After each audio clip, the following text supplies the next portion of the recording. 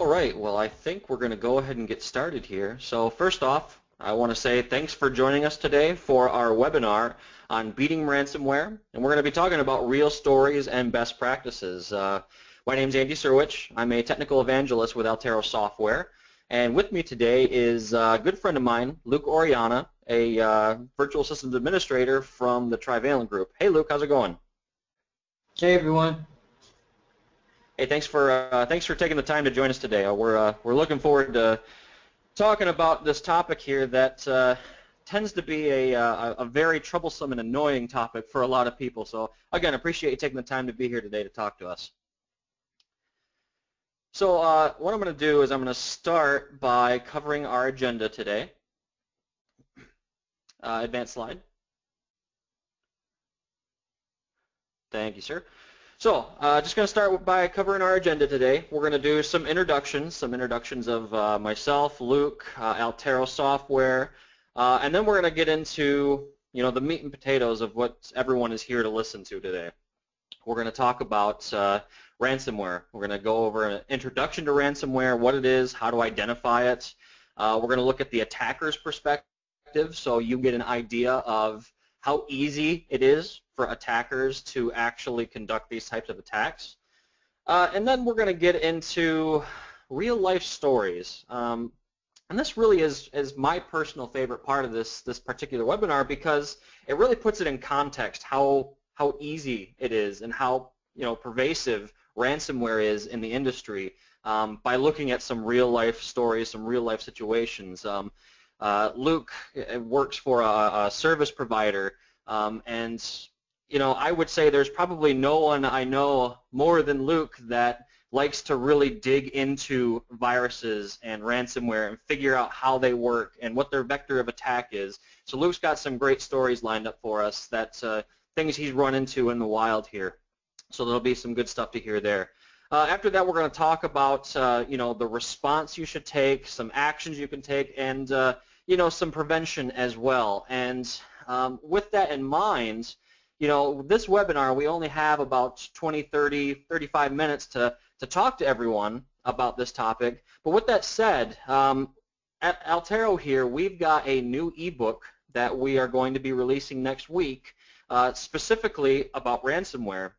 And we wanted to, give attendees of this webinar a little bit of an early access to that webinar, as kind of a thank you for coming out and viewing the webinar, and as well, kind of just to give you that supplemental information of an ebook about ransomware while it's still fresh in your mind from this webinar. So we're going to have the link to that ebook here later in the slide deck.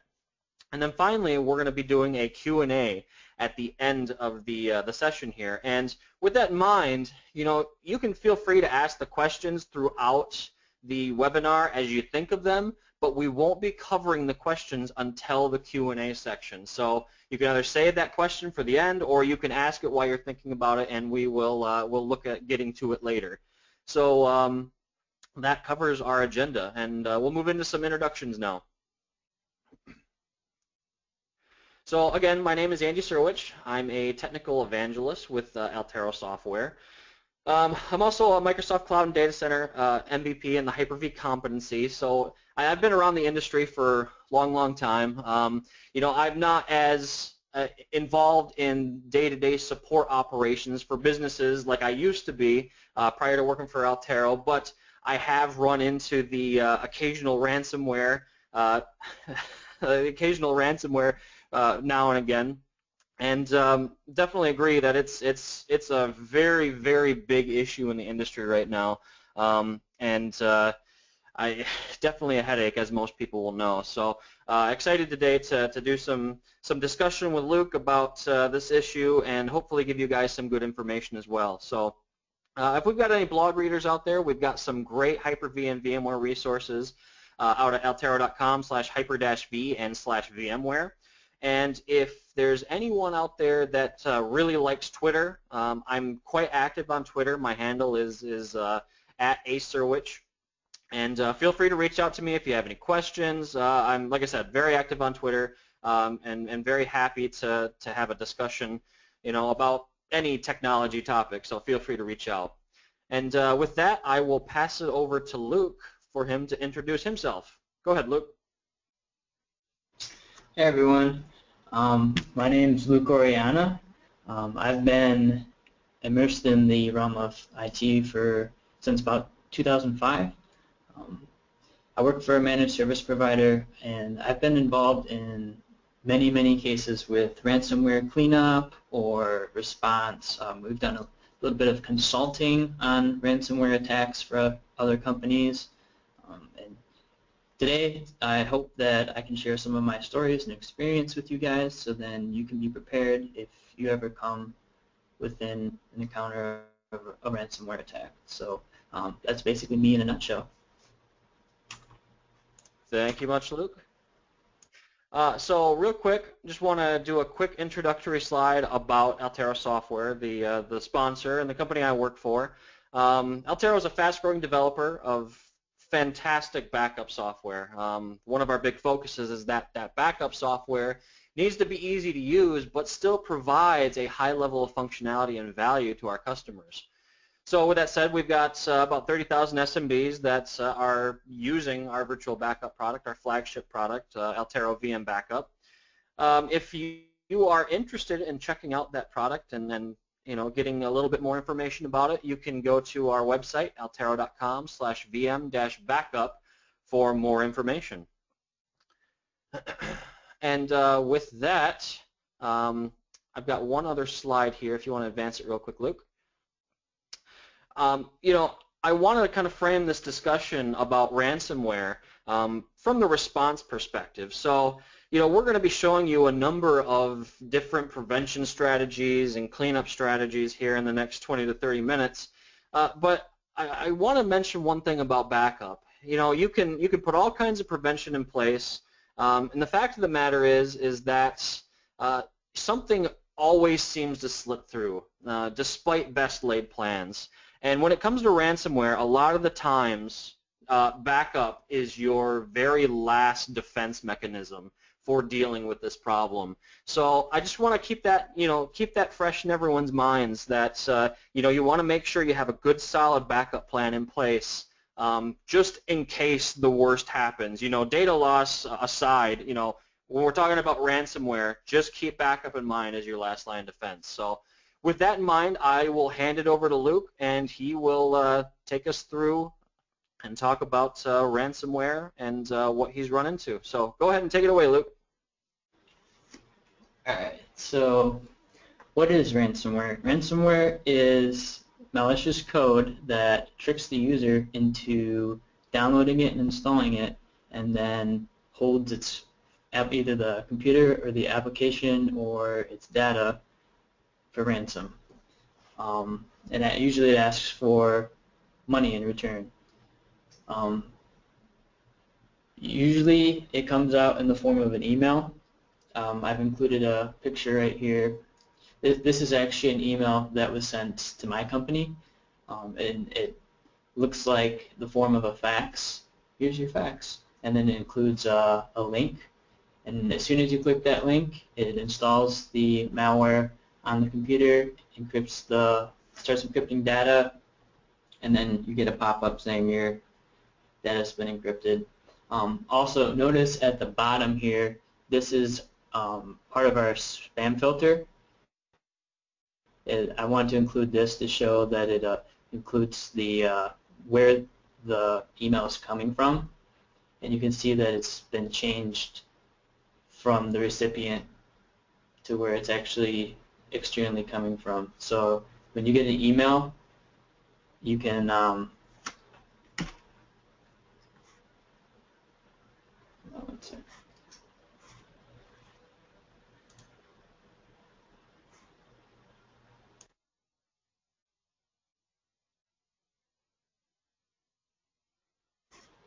okay. So whenever you get an email coming through, it's not always the domain that it's coming from. There are tons of different flavors out there of ransomware. There's CryptoWall, there's Bleep, LOL, there's CryptoLocker. It's probably the most famous one. So just got to be aware of the different flavors out there. Usually the form of payment that they ask for is Bitcoin. Some have been reported to ask users to repeat a survey. But usually it's going to be Bitcoin. You know, it's really interesting. If you let me jump in here real quick, Luke. I mean, if you go back to that email, I mean, if I'm a standard end user and I'm just going about my day, maybe I'm in accounting, right? Maybe I'm not, I'm not necessarily an IT guy, and I'm in accounting, and with the attacker spoofing the send from line like that, I mean that really looks legitimate. I mean, your average user is not going to know to go down to your anti-spam filter settings or actually look at the actual send from address.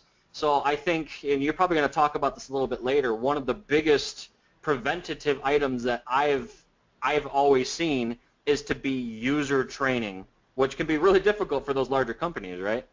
Yep, it's very important, is your user training. Yep. So what does it look like when you're infected? Basically, ransomware will change your files so that you can no longer access them, depending on the flavor. Like in this picture, the Roku flavor was changing all the extensions to .roku, and usually they will include a document that shows you how to unlock those files, how to pay the Bitcoin ransom, usually an HTML and a text file. And then usually you'll get a pop-up. Ransomware wants you to know that you've been infected, and they want you to easily be able to pay them their money. So in this picture, this is a crypto locker, and it will ask for money, and then it will provide a time on the amount of time where it will keep your files, and then it will actually delete your files if you don't pay the ransom. So it kind of puts that pressure on your company. I think the other thing that I've run into with those timers is I've heard of people paying the ransom, and big surprise, they've not gotten the decryption key back. Because I mean, obviously the people doing this are not they're not trustworthy individuals, right? So that's that's just something to keep in mind when thinking about paying the ransom. Yep, definitely. So how can this affect my organization? You may or may not have come into an encounter with a ransomware attack. Symantec reported that since 2015 to the quarter of this year, the amount of attacks per day has quadrupled.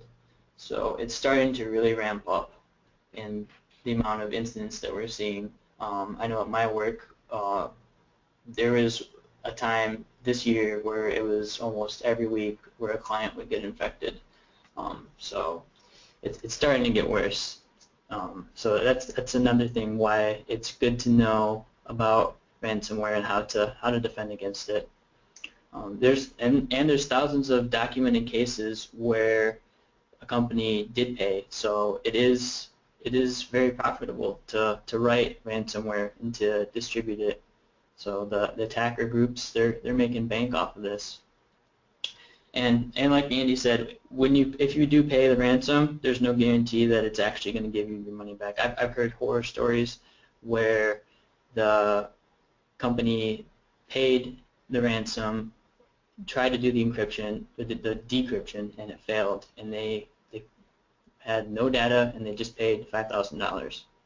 So another point that I really want to stress is that make sure that your restore times for your data is actually efficient for your company.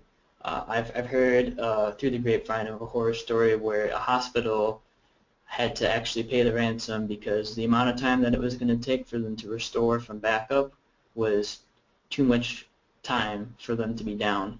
So in that case, the attackers went out there. From the attacker's perspective, it's a lot of people think when they think of a hacker, they think of the dude in an apartment surrounded by lots of monitors and they're super smart. Well, in this day and age, you don't have to be the smartest person to distribute ransomware. You can buy it for as little as $39 over the darknet. In this picture, this is off of a forum where this group was selling the ransomware for $39. So, and some groups actually will provide the ransomware for free, and then they'll provide instructions on how to deploy that without getting caught, and then they will take a cut from the amount that the ransom gets paid, and then they will make their money that way. So if you think about it, it's pretty good business strategy there on their part. Once they have their malicious applications, they need a way to deploy it out to people. There's different ways to do this. One common way is to use Tor email relay servers. They're basically anonymous relay servers that use onion routing, so you can't track where they're coming from. It's all anonymous. Another way is to use a Tor browser, which is just like a regular browser, and it prevents you from being tracked by anyone. So an attacker can use a Tor browser, make an MSN account, sign up, send out their malware through the MSN account, and the FBI can't even track them. But if you really want to ramp up your production and send a lot of emails, then the way to do that is to compromise a server, and that's pretty common. What I've seen, any other compromised server that I've run into, the first thing they do is install an auto mass email sender, because it's really profitable to be able to just send emails in a large quantity like that. So one thing I recommend for terminal servers and remote desktop servers is to change the port from 3389 to something else, because there's programs out there that will sniff through the internet for those ports, and if they get a hit, then they'll start brute forcing that server over and over again. So either invest in a good firewall that can prevent against those attacks, or you can just change the port. There's also third-party applications out there that you install on your remote desktop server, terminal server, that will act as like a mini firewall and block out those kind of attempts. So one thing to think about. I think the other thing for RDS, at the very least, would be an Active Directory account lockout policy. That way, it's at least extending the amount of time it takes for a brute force to work. Is that something that you've seen used a lot, Luke? Yep, definitely. We've used those in certain environments. The only thing, some clients don't like their accounts getting locked out, so then you have to deal with that sort of political situation. But yeah, that's definitely a way to prevent getting brute force, is to put an account lockout policy on those Active Directory accounts, for sure. Right. Always comes back to the conversation of ease of use versus security, right? Yep. Let me give you a rundown of a scenario that I've experienced for a landscaping company. Basically, the user received an email, just like actually it was the exact same email that I showed you in the earlier slide that came to our company as well.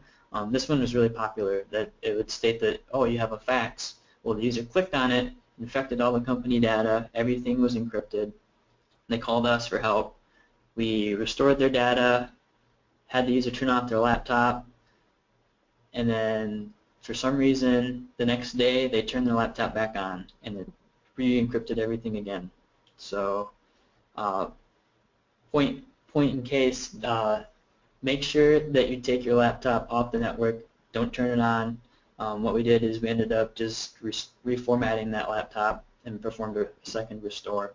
But the point is, whatever device you find did the infection, take it off the network. You don't want to have to be down again just because someone turned it back on. Another scenario that I've run into with a healthcare auditing firm, a user received the email with a link at the end of the week when they're almost out of work on that Friday, and they opened the link, closed out of their computer, logged out, and over the weekend, over a terabyte of the company's data was encrypted. So a large amount of data was lost. And their backup solution really didn't allow for a speedy recovery. It was going to take over 2 days to restore everything. And so in this situation, what we had to do was we had to prioritize which applications or which data needed to be accessible at that time. So luckily they had a lot of data that they didn't need to do their daily tasks. So we in this situation, prioritizing your backup or restore was what's the word? Was needed. Gotcha. So, you know, interesting about the backup talk there. So, you know, all these companies that, you know, it's become a normal thing for people to test their backup strategy, right? To test the restores on a regular basis to make sure they can recover. But I find that often there is very little thought to, like you mentioned, the time aspect there. You know, if it's going to take 2 days to completely recover, I mean, that's well and fine in a DR situation where maybe the building burned down or was struck by a meteor, you know, whatever. But, you know, in this type of situation, when it's just a simple, well, I shouldn't say simple, but a ransomware infection, that's a problem when it's going to take 2 days to recover from that. So, you know, I always, when I'm talking to people about backup, not only do you want to make sure that your backup strategy works, you want to make sure it works fast enough as well, right? So, and that makes me think back to one of your previous examples too, where you know, it was more cost effective for the company to just pay the ransom because of all the lost time associated with that. Not to mention they were a hospital and needed to be up and running. So it just comes back to the conversation about, you know, quick restore times out of backup, right? Just thought that was an interesting observation. Yep, definitely. Another scenario that I've run into for a construction supply company. This one was really messy. Basically, the user that got infected with the ransomware had administrative access to all the servers in the company. And so with this particular flavor of ransomware, it spread throughout all the servers and encrypted everything that it could. The local C drive, not just file shares, it encrypted everything. The only thing that was actually working in the company was Exchange, because the services that you need to run Exchange are actually like in use, so they couldn't become encrypted. So yeah, this one was a really messy one, and on top of that, their backup solution didn't run bare metal restores, so we had to basically rebuild the servers from scratch and then restore the file data on top of that. So it was a lengthy process, and it was about a 5-figure bill from us for consulting fees. So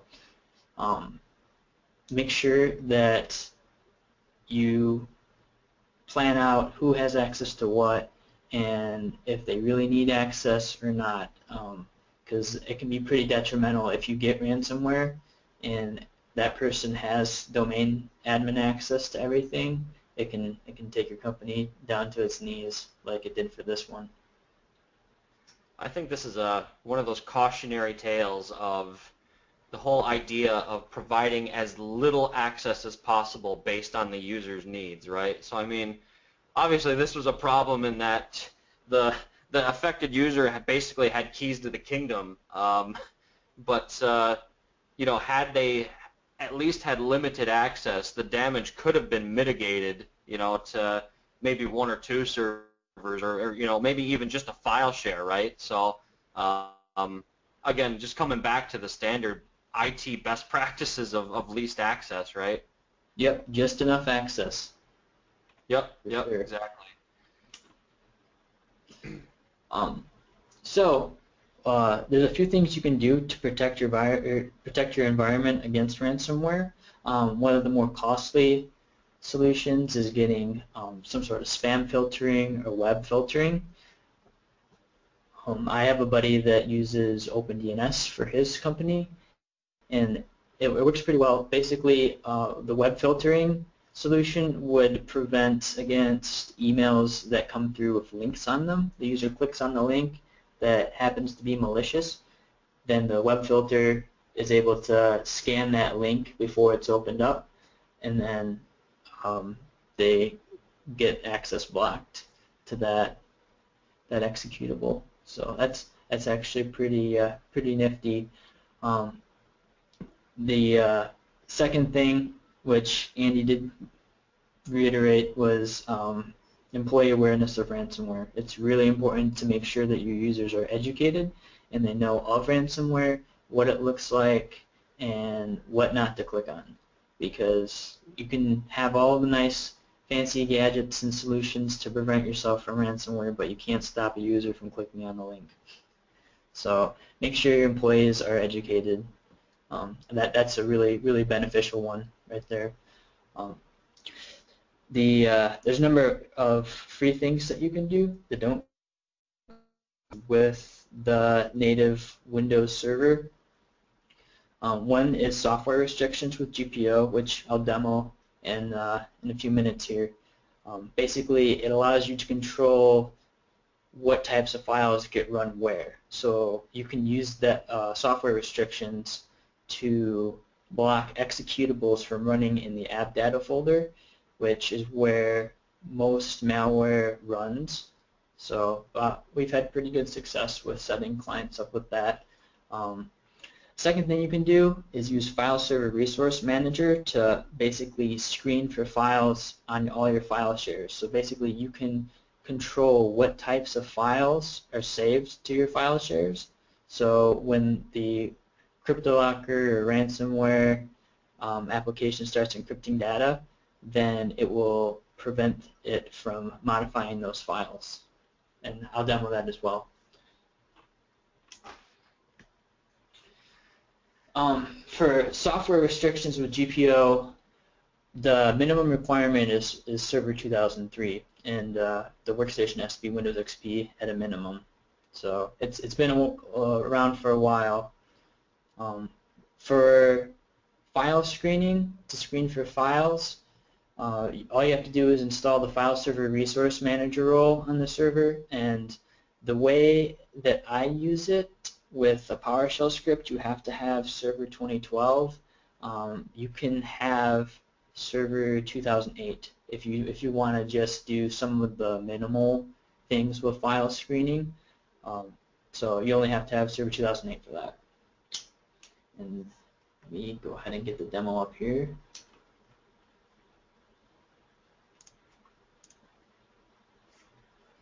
So this is where I'll start praying to the demo gods for you to make sure that everything goes perfectly, you know? Yep.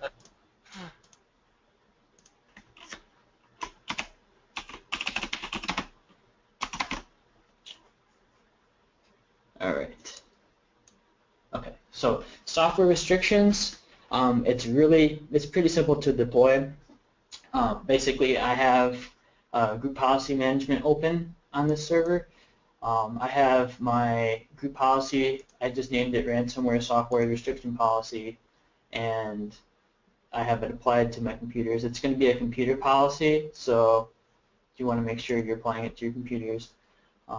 And all you have to do, there's just two settings you have to change to configure this.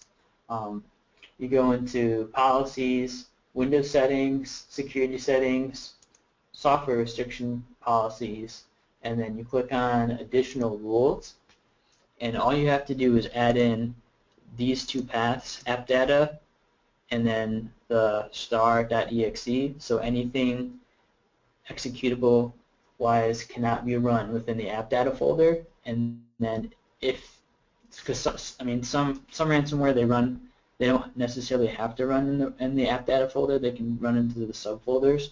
So I have the slash wildcard.exe after that to specify any subfolders that are in the app data folder can't run executable files as well. Also, since every ransomware is different, this isn't 100% failsafe. If you happen to have some flavor that runs it outside of the app data folder, then this won't protect you at all. But as of right now, it does a pretty good job of protecting the user from running any sort of malicious ransomware. Also, note that because you're blocking executables from running in the app data folder, depending on how your environment is set up and what kind of third-party applications you're running, this might cause issues. So depending on your environment, some clients we don't set this up for because they have too many third-party applications running on their workstations. The one that we're using right now that or one that we're using that we've implemented it for right now, they use a lot of terminal servers and they just use email on their workstation, so it works fine for them. But if you can't implement this in your environment, you can use File Server Resource Manager to just screen for files. And let me go ahead and show that. So while you're getting that up, Luke, so for the GPO application filtering like that, basically that's screening all the executables that run from that location. So that way, essentially only approved applications that you, the administrator, have gone in and added are allowed to execute from that location, correct? Yep. Okay. So at the very least, you're providing some security, but it's going to add a little bit of management overhead to your environment as well. Correct. Okay. Okay. So for File Server Resource Manager, you can do a lot of stuff with File Server Resource Manager. You can do quotas, you can do storage reports. It's actually a pretty neat role. I suggest if you have a file server in your environment that you install this role because it allows you to do so many different things. But for file screening, basically you can control what types of files are saved to a share. To set that up, basically you first create your file group. I have a CryptoLocker files group, and in that I included all the different extensions of the current ransomware that's out there right now. So let's see, the bleep ransomware changes all the extensions to .bleep, so I've got that in there, and you really have to stay on top of the latest ones that are out there if you're going to implement this, because ransomware always keeps evolving, so it's kind of like a never-ending cycle. So once you have your file group defined, then you go ahead and create the template. The template allows you to configure what happens to those files that are in that file group. So I have my file screen template created. It's called CryptoCheck. And basically it does passive screening right now. You can do active screening, and that will prevent any of those type of files being created on that file share. Depends on which way you want to go, if you want to be more passive about it or prevent users from creating any sort of CryptoLocker files. I usually do active screening. And then you can create custom events in Event Viewer when a file gets created. And I'll go back to that in a sec. And the way I have it set up, I have it a PowerShell script that executes if a CryptoLocker file, or not necessarily crypto, any ransomware file gets detected, then a PowerShell script will run, and what I have it set to, it will query the event log that gets created and parse some of the information here, and it will block that user from any shares on the file server, and then we'll send the message to our help desk with the user, the domain, and instructions, basically, on how to clean up the server. So let me go ahead and show you how that works here.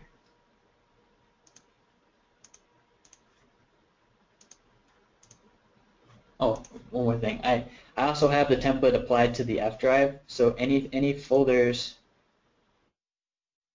in my F drive are going to be screened. So here's my company files, all my different departments.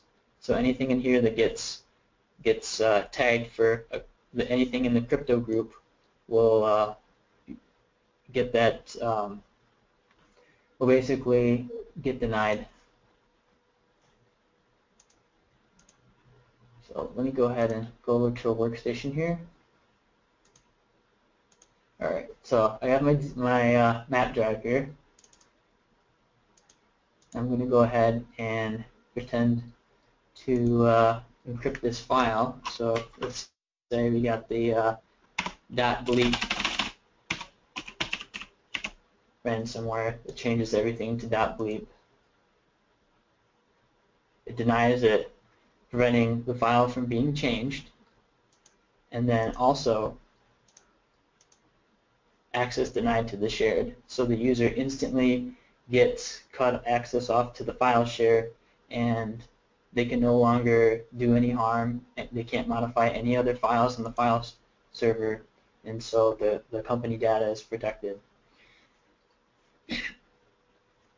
And that's pretty handy there, Luke. So to summarize, basically what you've done is you've set up a rule in File Server Resource Manager that basically watches a share for specific file extensions, and if it notices one of those file extensions, it tags the source user as, I don't know, infected or as a problem user, and cuts them off from that share so no further damage can be done, essentially, correct? Yep, correct. And it does one more thing. It also sends an email message to, well, for my company we have it sent to the help desk, but you can modify it to whoever. But you get a alert message due to the PowerShell script that contains the server that's infected or that's being encrypted and the domain, so we know which company it's coming from, and it also includes the user that is running the ransomware.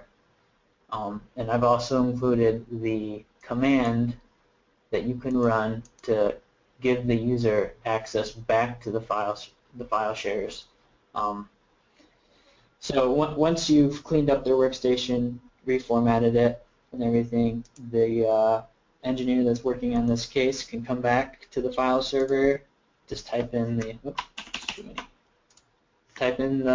command that they can just copy right from the email alert, hit enter.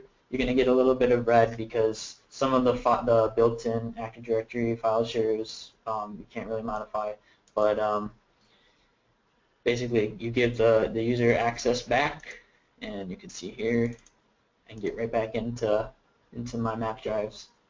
So really handy configuration, and the best part is it's free. And also another thing, I can have this set up in 3 minutes due to a PowerShell script. I plan on sharing it with everybody, so in the next week or so, just be on the lookout. I'm going to have a blog post out there going over the script and showing how to use it, and so everyone else can have that set up in their environment too in a matter of 3 minutes with the script. So just something to be on the lookout for. And so again, you mentioned that was free. That's just from one of the roles that's included in Windows Server, correct? Yep, correct. Perfect.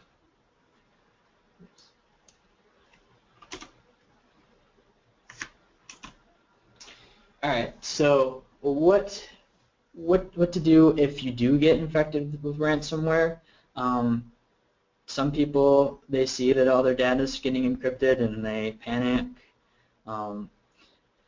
It's good to have a procedure written out for your environment just to follow. We have a documented, standardized procedure that we use for clients so people can follow it. So for our procedure, you first have to find the source of the infection. Sometimes this can be difficult. If you have a file server resource manager configured and you're doing file screening, it tells you who did the infection. Another way you can tell is by right-clicking on the encrypted file and going to the details. It'll show the owner, and usually the owner gets changed to the person who's modifying the file. So yeah, and then there's another way you can find out who modified or who's infected with ransomware by just doing a search on the file server for like home drives. They're usually the culprit is the one whose user drive is encrypted. But once you find the source of the infection, our policy is to immediately turn off that workstation. We take it off the network and we reformat it. There's certain antivirus that will say they can clean it up and everything, but it's not worth it. It's better to just take the time to rebuild the machine than to have your company re-affect again and take everybody down. So that's our policy, is immediately, that's an automatic reformat. And then after that workstation's off the network and you're free from getting reinfected again, then restore from backup. And if you have backups of VMs, restore the VM backup if it's applicable to your environment. So that's basically the process that we follow.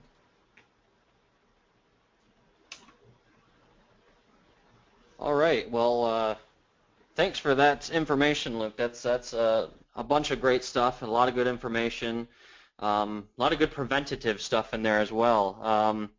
So with that in mind, shortly here I will be putting the link in the slide deck here for the eBook ransomware, the eBook on ransomware that we're publishing out there.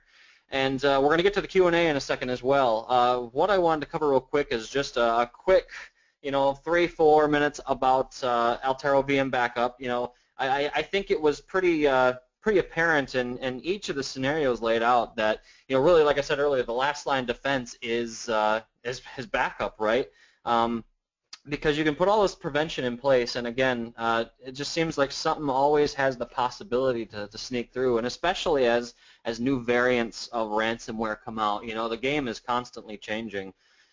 So again, I just wanted to quick talk about our product, Altaro VM Backup. We have a couple of key areas that we like to focus on around our product. It's got to be easy to use and deploy. It's got to be highly capable, and it needs to provide unbeatable value. When people see easy to use in the description, they just assume that it's missing some key features, and that's not the case. We work really hard to provide both sides of that statement: easy to use and highly capable. And then outstanding support. We pride ourselves on great support. When you call Altaro support, you're not going to be getting the standard escalation type of support. You're not going to be asked, have you tried turning it off and turning it back on again, right? You're going to get an L3 caliber engineer that's going to own your issue from A to B. So we really pride ourselves on outstanding support.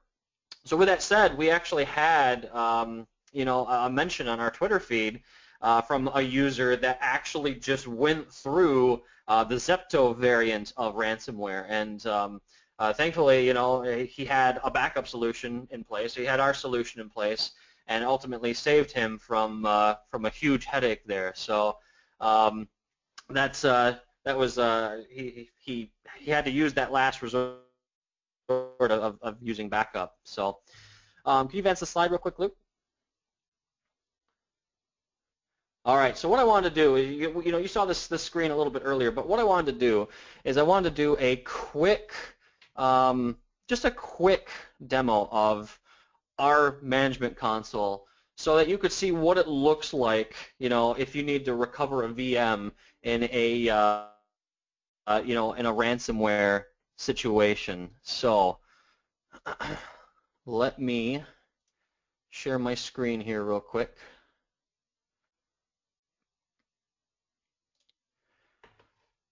Okay. You able to see my screen, Luke? Yep, I see it. Okay. So this is the dashboard of our Altaro VM backup software. And, this is the dashboard. It kind of shows you all the ins and outs of your backup environment. We got some statistics like backup size per day, what the backup drive status is, and, the information on current running jobs or upcoming backups, your typical dashboard. So what I wanted to do is, when we've been talking about ransomware, what does it look like if I had to recover from a ransomware incident using our product? So after you've added in your various hosts from your environment into our backup console, and you've gone through and you have defined backup locations, what you can do then is that's all you need to go on and do to take a manual backup. So for the purposes of this demo, we're going to assume that that's already been taken care of, right? So now let's pretend that for some reason one of my servers has been hit by ransomware. So I'm going to come into Restore. I'm going to select the repository that I want to pull the virtual machine backup from. It could be in my local repository. It could be my off-site repository. And I can click Next. And then it's just a matter of choosing, which virtual machine do I want to recover. So I'm going to click on MCW01. I'm going to say Next. And from here I have the option of selecting which version. I'll go back to the 18th, and I'll just restore it as a clone. Maybe I want to keep the maybe I want to keep the original version around in a sandbox so I can figure out how it was infected. I can do a little bit of research on what happened to the original VM. Then I can select which host I want to restore it to, and I select the data store. And by default, our software will make sure that the virtual NIC on that restored virtual machine will be disabled to avoid IP conflicts in case the original machine is still up and running. So at that point, I would simply click Restore, and it will actually launch the restore job, which I can monitor up here, or I can go back to the dashboard and I can see that in action as well. So again, that was just a really quick demo I wanted to go over, with the idea that, using Altaro's product, what would it look like if I needed to recover an affected machine? And again, we pride ourselves on really easy to use software, so as you saw, the process there was fairly easy to run through. So with that in mind, I've got just another slide or two here. So again, I just want to talk about our partner program here real quick. If you're an IT reseller, we do have a great partner program. It's free to sign up. We offer free partner training and certification. There's absolutely no commitment, and we've got attractive discounts. Also in mind, we've got the program available for MSPs. So if you're an MSP, feel free to reach out if you have questions. Altaro.com/partners, or you can send an email to sales@altaro.com if you want someone to get back with you and talk to you more about the program. So as I mentioned earlier, we are releasing a brand new ebook on ransomware, and officially that book is launching next week sometime, but we felt that because we're giving a webinar here on ransomware, we wanted to kind of give attendees early access to that ebook. So you know, there, again, there's only so much that Luke and I can cover in a 30 to 40 minute time span. So that's why we wanted to put this book out there too. It kind of, you know, maybe fills any gaps that are left, and maybe it gives a little bit more fine-grained detail about the different variants and different things that you'll run into with when dealing with ransomware. So if you're interested in checking out that ebook, the URL is right there, bit.ly/ebook-ransomware. So again, if you're interested, feel free to check that out, and we hope you enjoy that. So at this point, we're going to spend a couple, 5, 6, 7 minutes on Q&A. And at this point, I am going to go through here and look at the questions we've gotten. Oh, one other thing I wanted to mention real quick too regarding the ebook. That link is also in the chat for you to get the link as well, if that's easier than grabbing it from the slide deck. So again, if you're interested in that ebook, check out the chat. So let's see.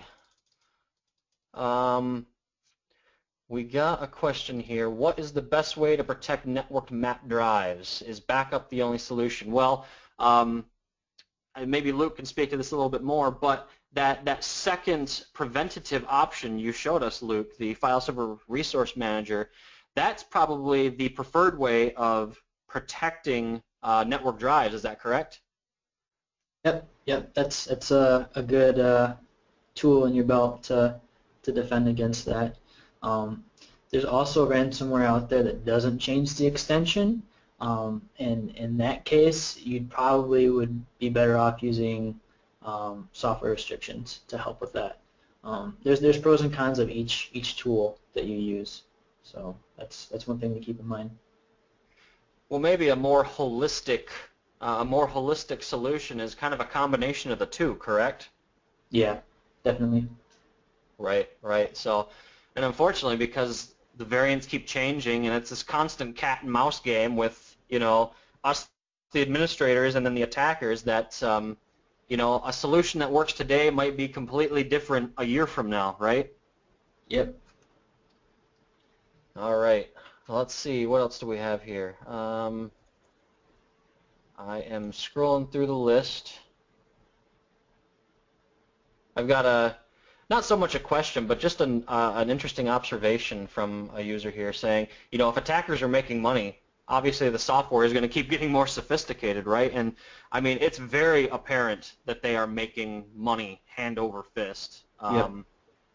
I don't remember the exact metrics, but I remember reading an article several months back that actually had projected dollar amounts in there for CryptoWall and CryptoLocker, and I mean, it was a ridiculous sum of money that those particular variants had made holistically across the whole world, right?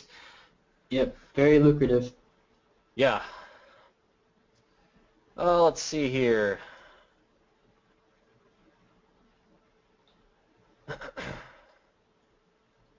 So here's a question here.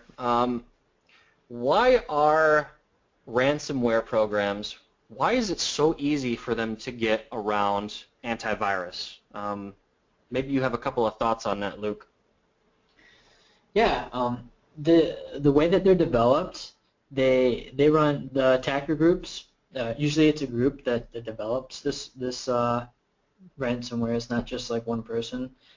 They test with the different antivirus that's out there, and they can just make little tweaks in their code to get around it. And it is like a cat and mouse game. So as soon as they make a tweak and the AV comes out with a definition update to counter it, then they make another tweak. So yeah. Keeps the AV companies in business, I suppose. But yep. Unfortunately, unfortunately, we the administrators suffer as a result of that. We have another question here. Can we elaborate a little bit more on content filtering and software restrictions in GPO? Some examples. So, you know, I know that when I've been in environments with that particular software restriction policies in use, a couple of issues that I remember running into were a user that had installed QuickBooks, I think, and all of a sudden, the executable wouldn't run because this policy was in place. Another user had installed every administrator's favorite little add-on, WeatherBug, right? They wanted the weather, I suppose, but the GPO in place prevented that executable from running. I think it comes back to the whole idea that it just adds additional management overhead. But I would say, from an administrator's perspective, I'm more on the side of security than ease of use. So, I mean, not only does that help me prevent ransomware infections, that also kind of prevents, it kind of prevents unauthorized applications getting installed inside of your environment, right? I don't know if there's any other examples that you can think of, Luke, regarding that. No, that's about it. And yeah, for web filtering, there's so many different solutions out there that can be tailored to your environment. If you have remote users, there's web filtering solutions like OpenDNS that you can use that don't require you to be behind the firewall internally. So you kind of have to do your homework and figure out which solutions tailored to your environment. Good. One thing that I keep seeing asked in the questions are, are we going to provide the script? And one thing we're also getting asked for are the CryptoLocker extensions. I think I think you'd be able to include both of those in the follow-up blog post, correct? Yeah, and actually embedded into the script, I have the CryptoLocker file extensions. So as soon as you run the script, they're already going to be in that file group. You don't have to do anything else, but you have to keep it updated. Kind of have to do your research to find the latest ransomware that's out there and to find the different extensions that are appearing. So you have to do a little bit of maintenance, but the big bulk is already there in the script. Perfect. So that kind of leads into the next question then. Are you aware of a good, reliable source to check on a regular basis for updated extensions?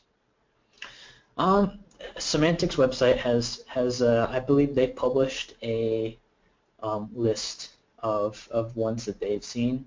I can include that in the blog post for sure. Good. Appreciate that. I think we've got time for maybe one or two more questions here. Let me look here. Let's see.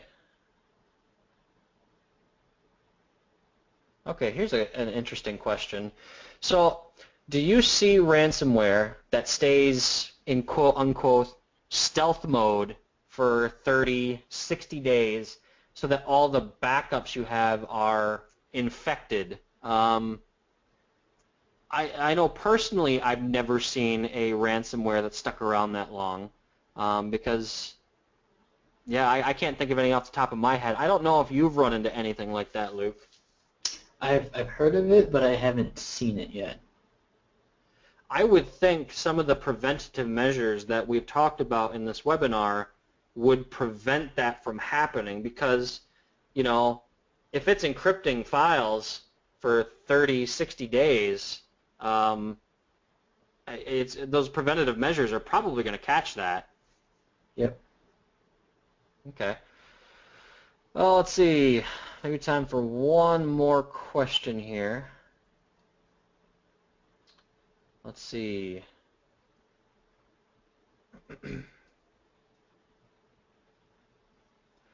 What's the easiest way to keep the file names in FSRM up to date? To my knowledge, that would be a manual process, correct, Luke?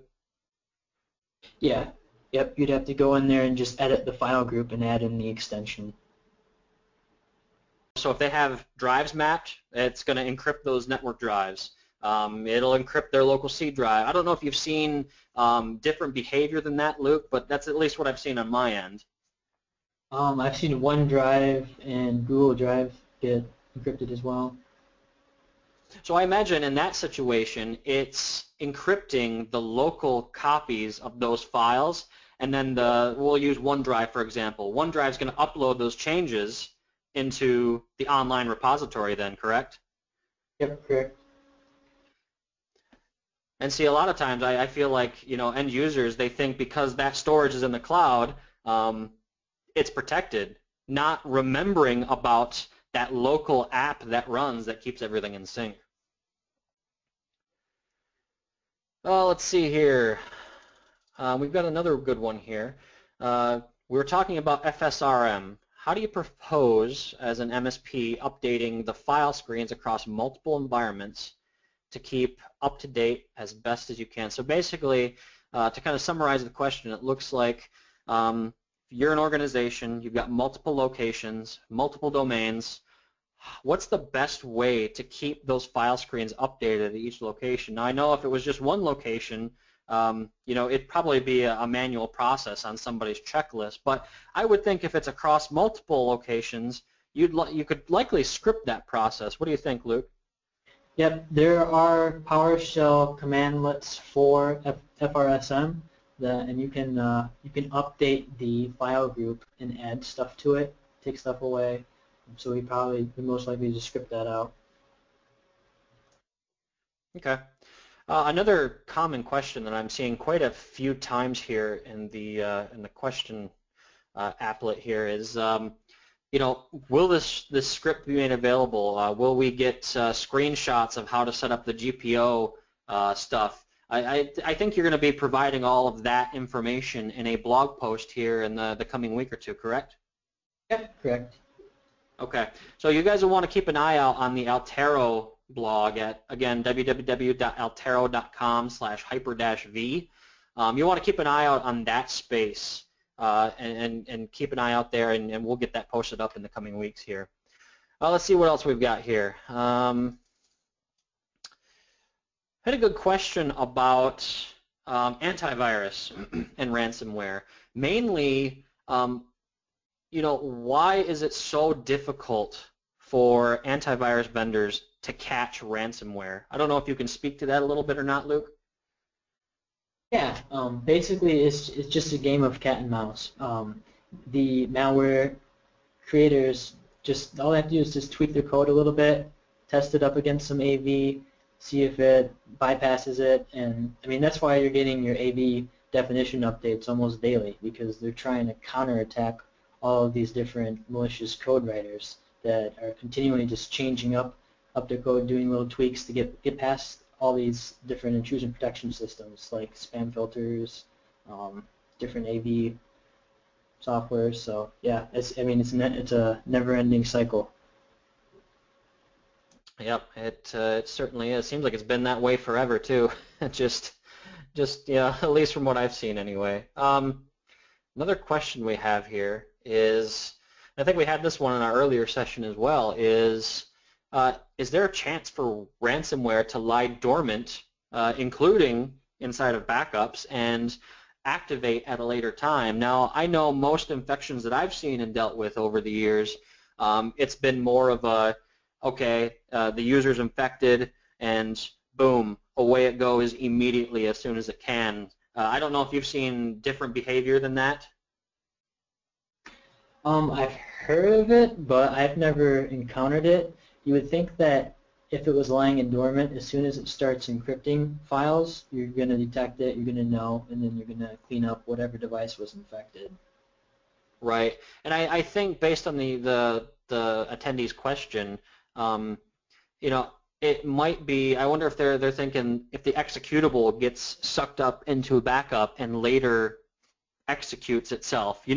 I would think in that situation, when it happens, hopefully your preventative measures will catch it, like you said, but also at that time, I would think you'd be able to identify what executable it was, and then you'd be able to rectify that within your backups as needed. So I think that's how you would handle that situation. Let's see what else we've got here for questions. Let's see. A lot of good feedback, a lot of good questions here, everyone. Appreciate that. Let's see. I had a question here. How are you executing the PowerShell commands in FSRM to block share access via PowerShell? There was just a script tab, if I remember correctly, in FSRM. You can actually put the command in there, correct? Yeah, the template allows you to control what events happen when those file groups are detected, and there's a section in there to run a PowerShell script that I have. Good deal, good deal. How do you keep your list of extensions current? You know, we mentioned that that was a, you know, likely a manual process, or you could script it. But I think that kind of leads well into the next question of what's a good resource to use to learn what the new extensions are? Yep, definitely. I know Symantec posts some of those extensions. I've gotten them from there, but when my blog post comes out, I'll go ahead and include some websites where people can look up that information to keep on track of that stuff. Okay, good deal. Yeah, that's a good place to keep an eye on stuff, just for general security news too. I think that's actually in my RSS feed.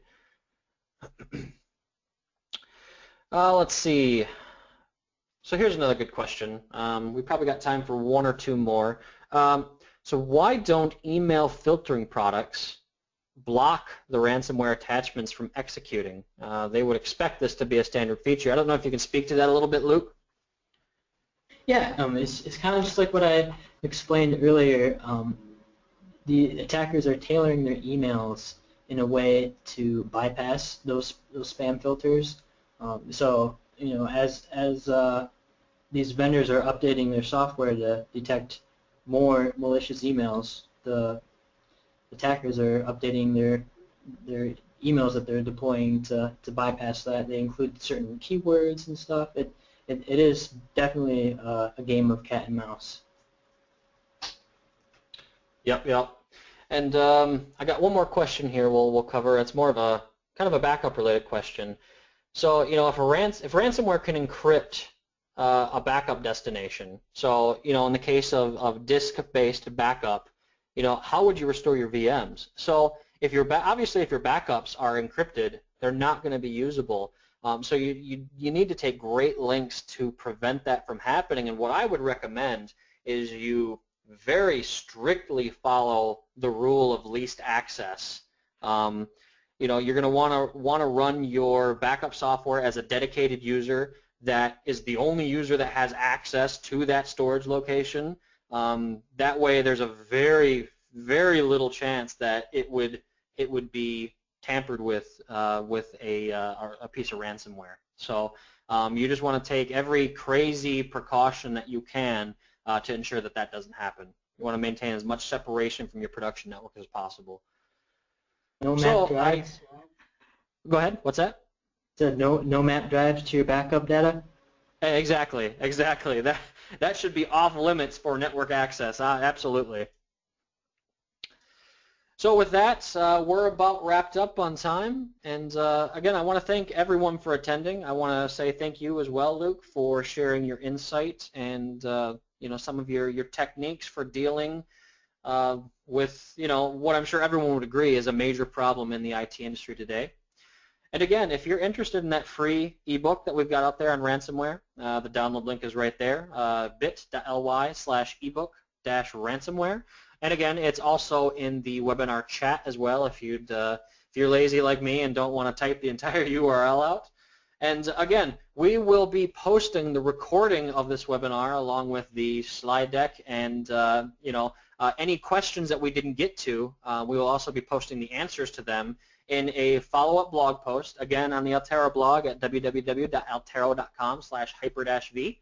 So keep an eye out there for the follow-up post containing all that great information, and also a post coming from Luke out on our Altaro blog containing that script he was talking about, and all the other various pieces of information that will allow you to do what he showed you to do today to hopefully prevent some ransomware infections inside of your own environment. So again, thank you, Luke, and thanks everyone for attending, and enjoy the rest of your day. Thank you much.